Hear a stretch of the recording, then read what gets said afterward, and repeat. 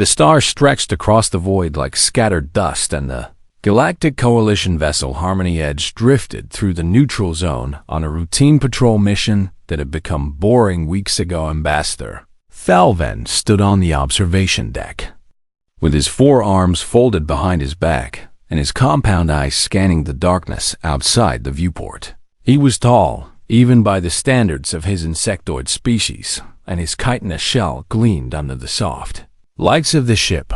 He had served the Coalition for 60 years, and he thought he had seen everything the universe could offer. He was wrong. The sensor alarm broke the silence, and Thalven turned to face the holographic display that flickered to life in the center of the room. A small vessel appeared on the screen, tumbling through space like a leaf caught in a storm. It was leaking atmosphere, and its hull showed signs of catastrophic damage. "What species?" asked Thalven. The science officer was a crystalline, being named Prism of Dawn, and her body refracted the light into rainbow patterns as she worked the controls. "The vessel appears to be of human origin, Ambassador." She paused, and her colors shifted to deeper blues, which meant concern among her kind. "Life signs detected." "4 survivors, humans," said Thalven, and he felt a strange mix of curiosity and unease. The Coalition had encountered humans only recently, and the reports about them were confusing at best. They came from a world called Earth, which the scientific community had classified as a Category 12 death world. This classification was not given lightly. Death worlds were planets where the conditions were so hostile that intelligent life should not have been able to evolve. Earth had extreme temperature variations and massive geological instability, and predators that could tear through metal, and diseases that mutated faster than medicine could adapt, and natural disasters that struck without warning. Yet somehow humans had not only survived on this nightmare planet, but they had thrived and built civilizations and reached for the stars. Thalven had read the files, but he had never met a human in person. He wondered what kind of creatures could come from such a place. "Begin rescue operations," he ordered. The Harmony Edge changed course, and within an hour, the damaged human vessel was secured in the docking bay. Medical teams rushed to extract the survivors, while Thalven made his way down to meet them. The first human he saw was a female, and she was covered in blood and burns, but she was still conscious, and she was helping the medical team carry another human on a stretcher. Her name was Grace Kim, and she had been the pilot of the destroyed ship. Thalven watched in amazement as she moved. She should have been in shock or unconscious or dead, but instead, she was giving orders and pointing at equipment and refusing to sit down until her crewmates were safe. The second human was a male named David Lee, and he had a broken arm that hung at an unnatural angle. He sat on a medical bed while the doctors scanned him, and he was talking calmly into a communication device, with his good hand giving a detailed report of what had happened to their ship. The third human was another female named Hannah Cho, and she was the ship's medic. She had shrapnel wounds across her back, but she was standing next to the Coalition doctors and explaining human physiology to them so they would not make mistakes during treatment. And then there was Kevin Park. Kevin was the last one out of the damaged ship, and he walked slowly, and his clothes were torn, and his face was covered in soot and dried blood. He was not tall by human standards, and he was not particularly muscular, and there was nothing about his appearance that would make him stand out in a crowd. But Thalven noticed something in his eyes, something that made the ambassador pause. Kevin looked around the docking bay, and his gaze moved across the medical teams, and the equipment and the structural supports and the emergency systems. His eyes were calculating and measuring and remembering. He was not looking at the scene like a survivor, grateful to be alive. He was looking at it like an engineer studying a new machine. "Who's that one?" asked Thalven. Prism of Dawn consulted her datapad. "His name is Kevin Park. He is listed as a structural engineer on the human vessel." He paused, and her colors shifted again. According to the ship's logs, he was the one who kept their vessel intact long enough for us to find them. He sealed 3 hull breaches with improvised materials while the ship was in freefall. Thalvan walked toward Kevin, and the human looked up at him without fear or surprise.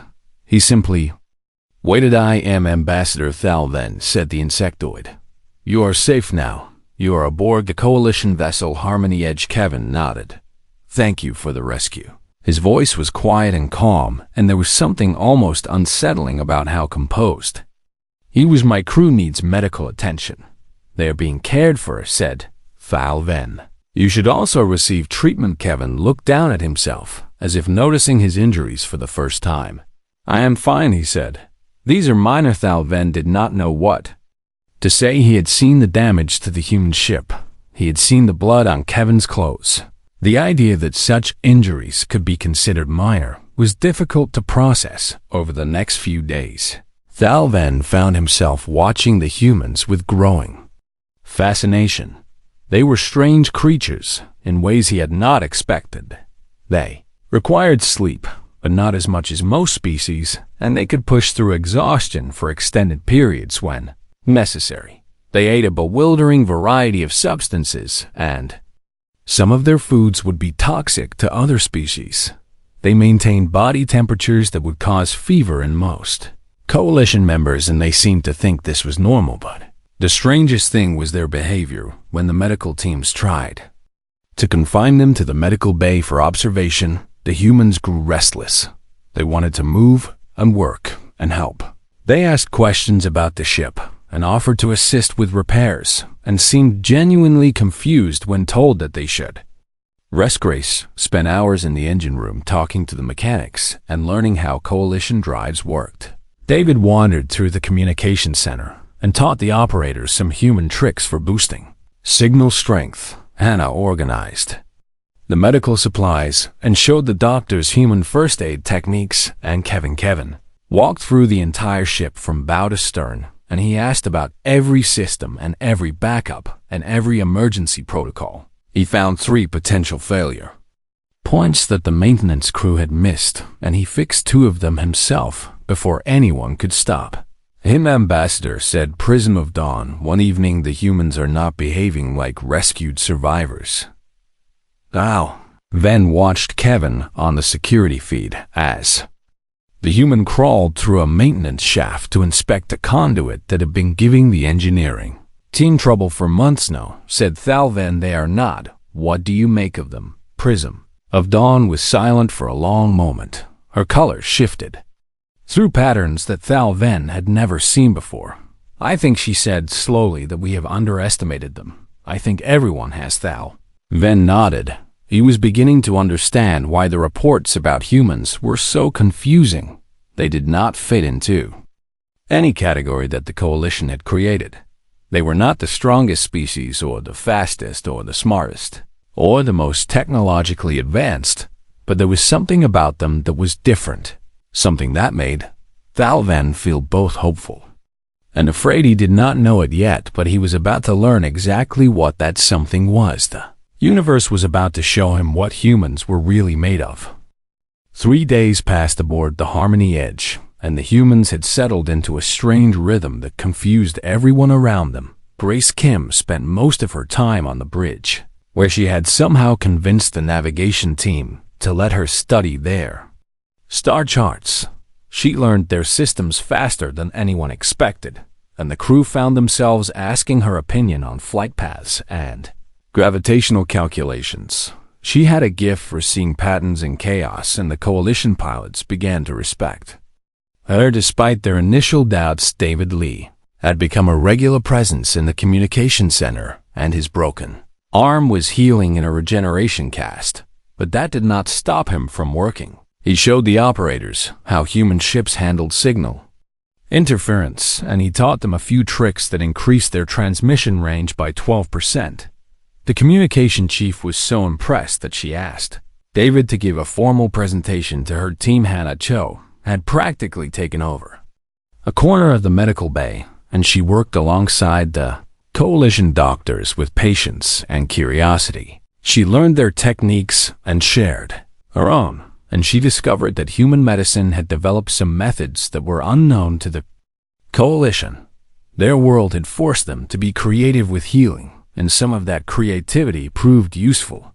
And Kevin Park continued his quiet exploration of the ship. He spoke little, but he watched everything, and the engineering team had stopped trying to keep him out of restricted areas because he always found his way in anyway. They discovered that it was easier to just let him help, and his help was genuinely valuable. He had an instinct for machines that transcended species and language. Barrier's Thal Ven observed all of this with growing respect, but also growing concern. The humans were adapting too quickly. They were learning too fast.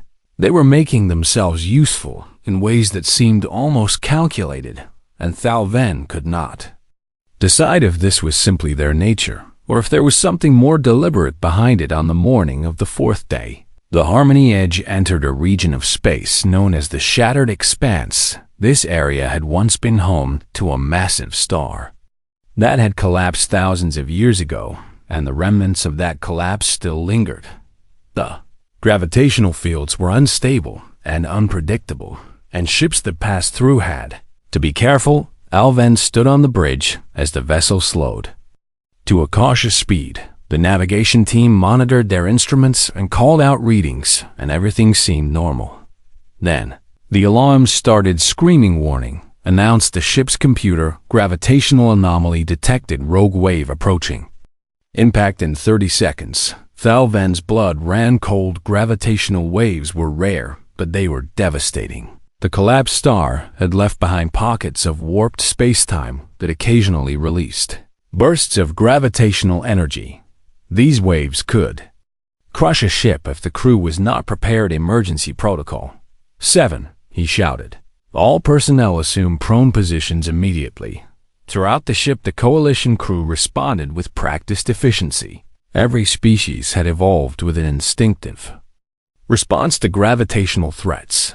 They made themselves flat and low, and they reduced their vertical profile to minimize the stress on their bodies. The insectoids folded their limbs beneath them and pressed their shells to the floor. The crystalline beings like Prism of Dawn locked their structures into rigid configurations.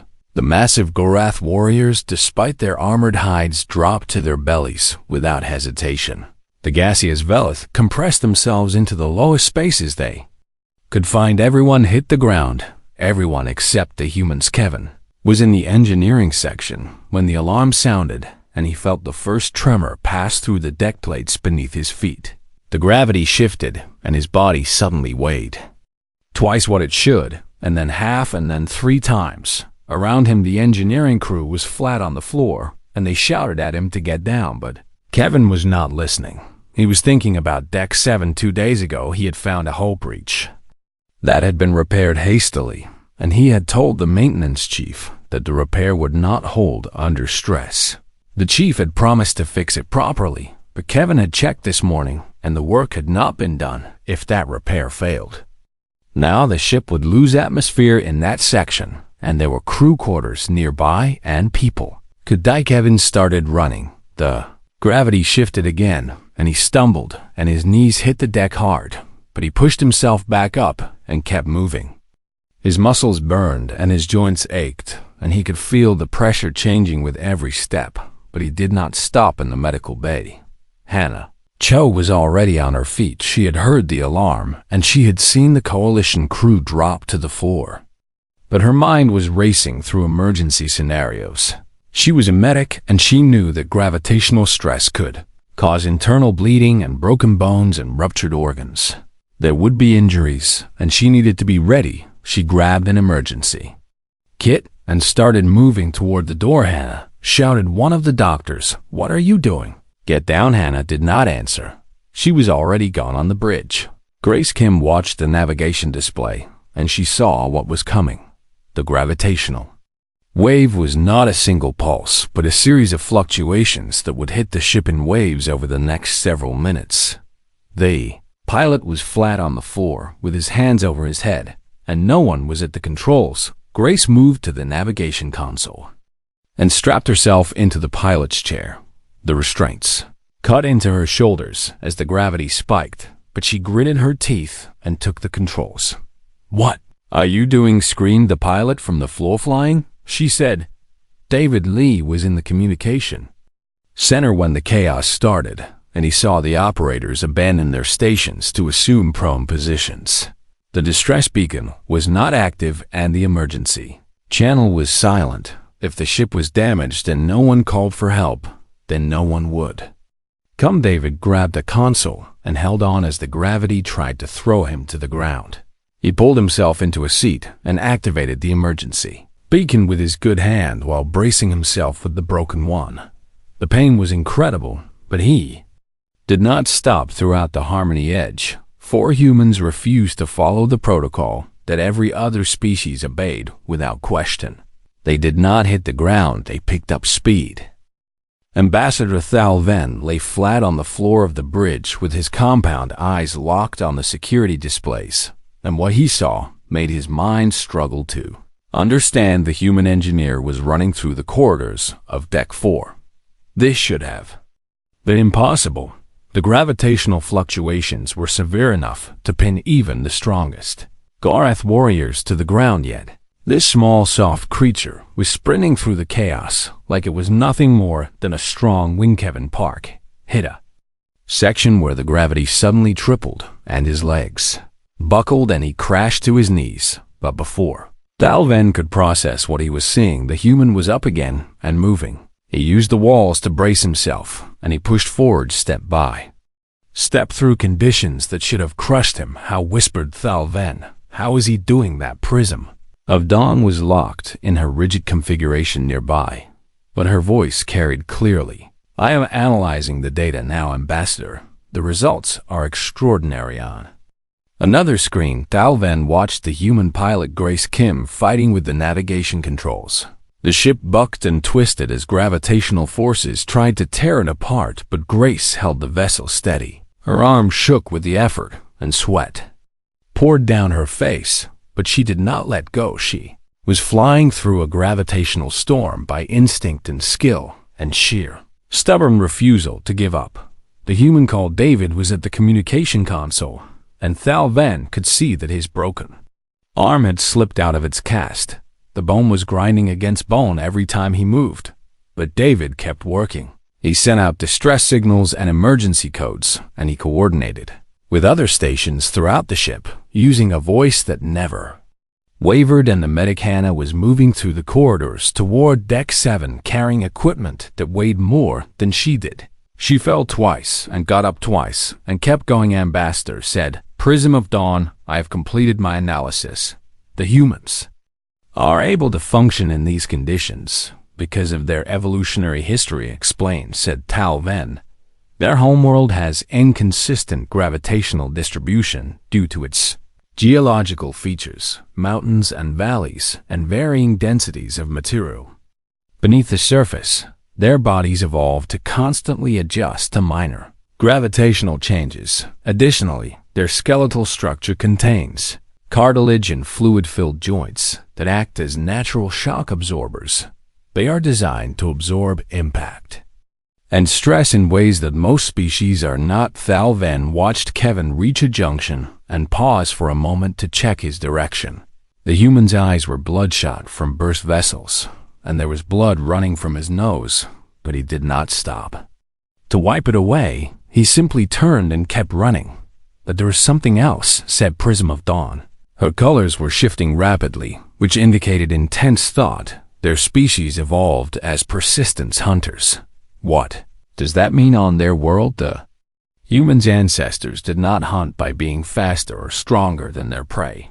They hunted by following their targets for hours or days at a time. They would chase an animal until it collapsed from exhaustion. They evolved to keep moving when every other creature would stop. She paused. They do not have a give-up instinct, Ambassador. When they decide to do something, they simply do not stop. Kevin reached Deck 7 and found Hannah already there. She had arrived moments before, and she was applying emergency sealant to the hull breach that Kevin had warned about. The repair from before had failed, just as he predicted. An atmosphere was venting into space. The emergency bulkheads had sealed the area, but the pressure was dropping fast. The welding tool said, Kevin Hanna handed it over without a word, and Kevin went to work.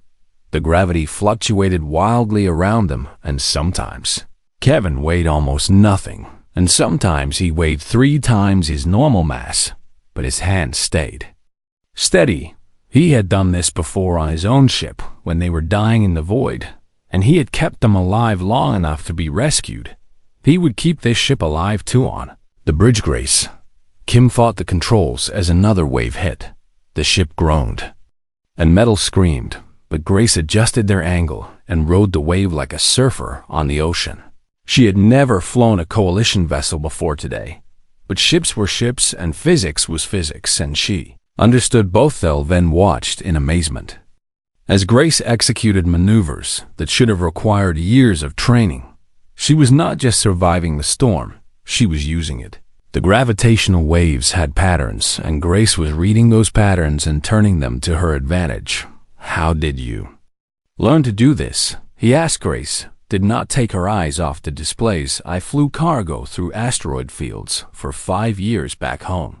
You learn to read the currents or you die. David finished his transmission and slumped back in his chair for a moment. His face was gray with pain, and his broken arm was swelling badly. But when the communication console beeped with an incoming response, he sat up and answered it. This is Coalition Station Omega, the voice said. We received your distress signal. What is your status? David took a breath and gave a clear, concise report of their situation. He requested medical support and engineering assistance, and he provided their exact coordinates and projected trajectory. His voice was calm and professional, and no one listening would have known that he was operating through agony. Kevin finished the weld on Deck 7 and stepped back to examine his work. The breach was sealed and the emergency sealant was holding, and the pressure had stabilized. Hannah checked his vital signs with a medical scanner and frowned.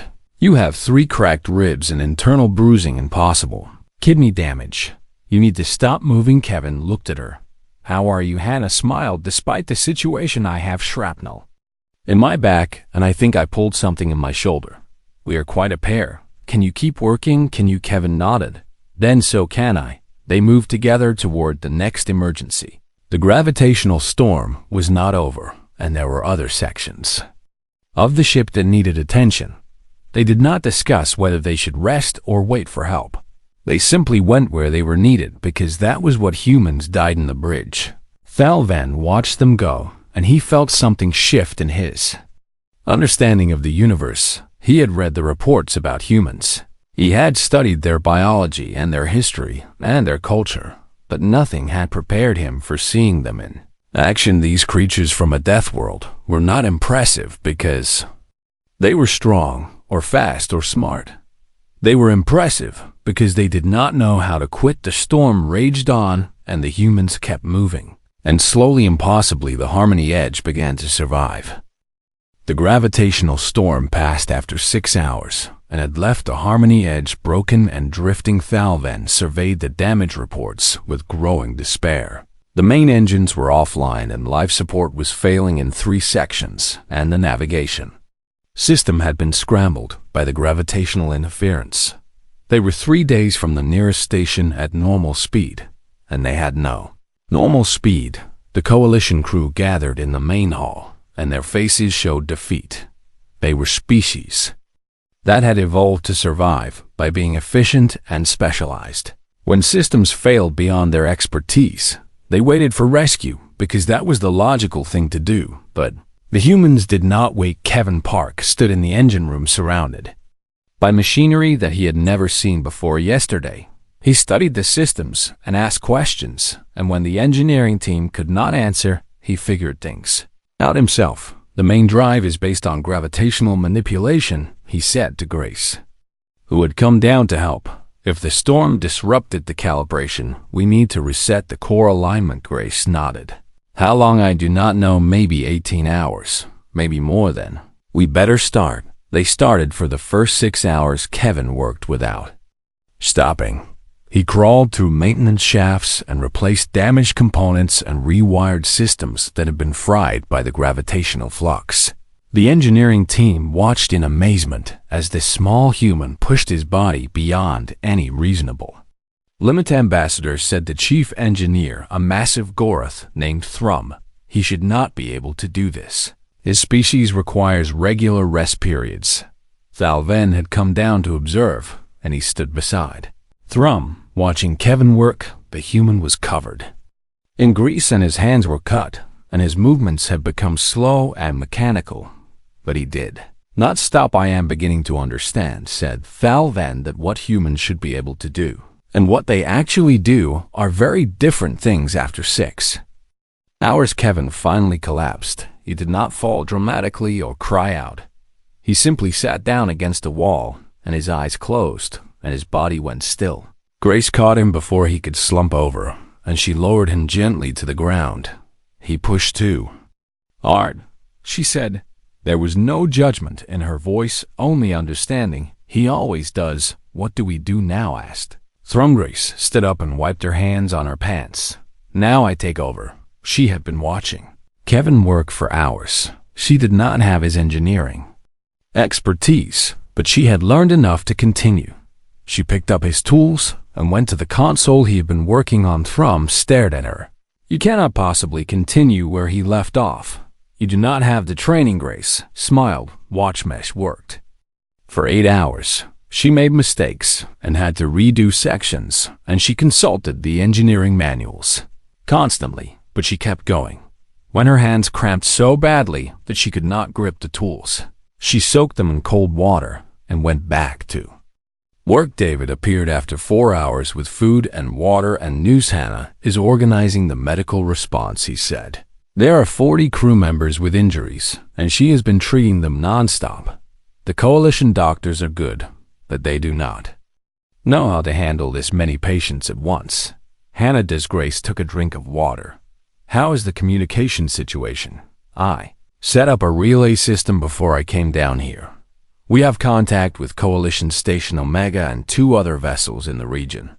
Help is coming, but they are at least 2 days away. Then we need to get the engines working, said Grace, or life support will fail before help arrives. David nodded.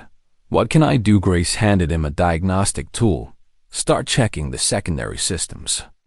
I need to know which ones are salvageable. David had never done engineering work in his life, but he took the tool and got to work. He learned as he went, and he asked questions when he was confused, and slowly he became useful. 4 hours later, Kevin woke up. He opened his eyes and saw Grace working at the console, and David running diagnostics, and Thrum staring at all of them with an expression that might have been awe. How long was I out? Kevin asked. 8 hours, said Grace. Kevin pushed himself to his feet and his body screamed in protest, but he ignored it.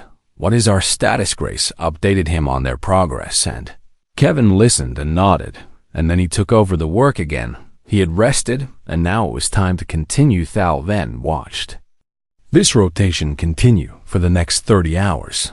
The humans worked in shifts, but their shifts were longer than any other species could maintain. When one human reached their limit, another stepped in, and when that one fell, the first had recovered enough to continue. They did not wait for optimal conditions.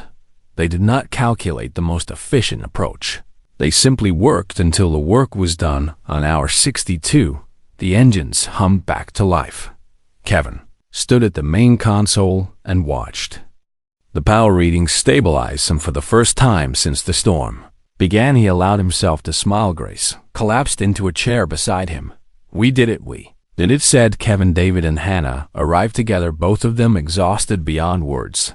Hannah had treated over 50 patients, and David had coordinated rescue efforts and supply distribution, and neither of them had slept more than 2 hours at a time. The Harmony Edge began to move again. Thalven stood on the bridge and watched the stars shift as the ship accelerated towards safety.